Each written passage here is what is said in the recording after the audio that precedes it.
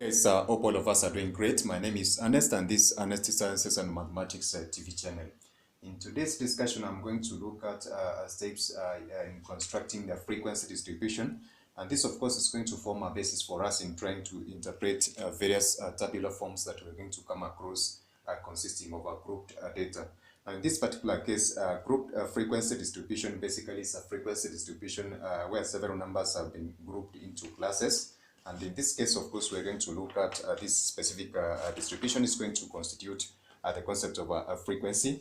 And in this particular case, of course, we're going to look at some of the, or particularly the procedure that is used in order to particularly construct this aspect of grouped frequency distribution. Now, in this case, there is going to constitute various states which are going to be listed. Now, in our definition of terms, in some of our, of course, videos which we have used, especially the terms which we are going to come across in statistics, I've talked about the concept of a range class. We did perhaps the lower and the upper class limit, and we're going to mention some of the terms which, of course, have listed or have talked about. And I'm going to put a link of that specific video so that in case we are not conversant with some of the terms that we're going to use, you can check out and try to find what basically they imply. Now, the various steps that we're going to use in constructing this tabular format for frequency distribution. First, we're going to identify the largest and the smallest value. So we're going to identify the largest and the smallest value of that specific set of data. And this, of course, as I said, they're going to be can be given in terms of a representation of L and S for the sake of a summary for space in this case. So whenever I'm going to use the concept of an L, capital L, this represents the largest and S the smallest value of a distribution. And then next we're going to compute what we refer to as a range. Now in this case, the range is basically the difference between the largest minus the smallest value. So apart from identifying the largest and the smallest value, we're going to compute range, which is basically given as the difference between the largest and the smallest value of that specific set of data. Then next, we're going to perform what we call a selection of our classes desired, usually between. So we set in our guidelines for selection of our classes, we're going to confine ourselves to a particular number, whereby the classes are going to range between 5 and 20. Now in this case, there's going to be an additional way of trying to select this specific or evaluating this specific class by using what we refer to as the Sturges rule.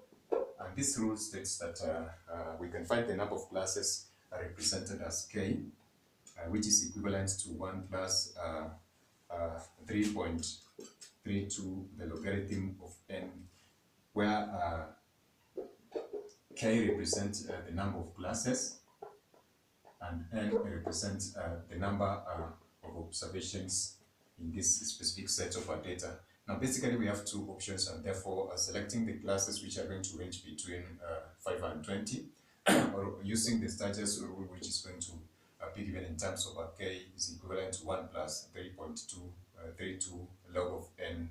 As I said, where k is the number of classes and n is the number of observations in that particular set of data. And then next we are going to perform another procedure of finding what we refer to as the class width, which is of course the difference between or the class width, which can be given in terms of the ratio between. So the class width is going to be given in terms of W, and therefore W is equivalent to the ratio between the range and the number of classes given as such.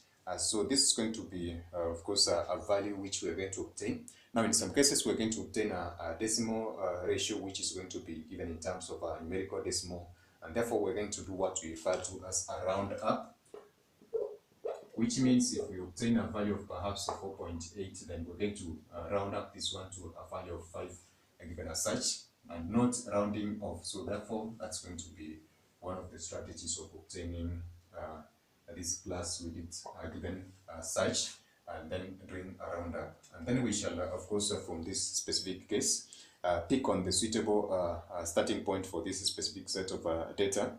And this, of course, for us to pick on the starting point, this is going to be the minimum or the smallest value So the starting point is going to constitute the smallest value of that specific data, or value less than this specific smallest value, and this is going to be referred to as the lower limit of that specific class of data given as such. So of course we're going to obtain other values for the lower limit, as I said, and the upper limit of by performing a specific procedure. Now to find the upper limits, we're going to be having to perform an addition of what we refer to as the units of measurement. And in this case, we had talked about the units of measurement from our previous discussion by having this specific smallest value. Let's call this one S. So we can find the upper limit by addition of this specific value of the unit of measurement.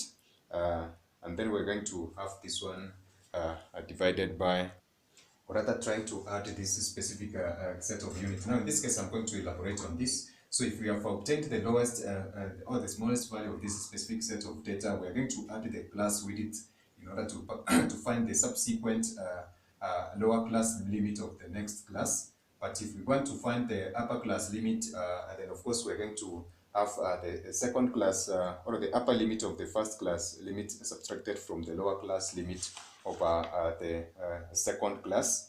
And perhaps this is going to be more elaborate if we're going to perform this one using an example. Now in this case, I talked about the concept of class boundaries. And in this particular case, for the class boundaries, we're going to be subtracting a value of u over 2 units from the lower class limits or the lower limit, and adding this specific value to the upper class limit boundary in order to find the upper and the lower class limit respectively. Now in this case, as I said, of course, this is going to be more elaborate if we use particular examples. This is going to be a factor that's going to be used in obtaining the lower and the upper class limit for this. So this is going to be a lower and upper class boundary. So the difference between these specific values for the upper and lower class boundary can be obtained by adding or subtracting this specific value. But for the lower and upper class limits, we're going to use the value of u. And from the frequency distribution, of course, I'm going to illustrate what basically this concept of a u, which is a units of measurement, entail.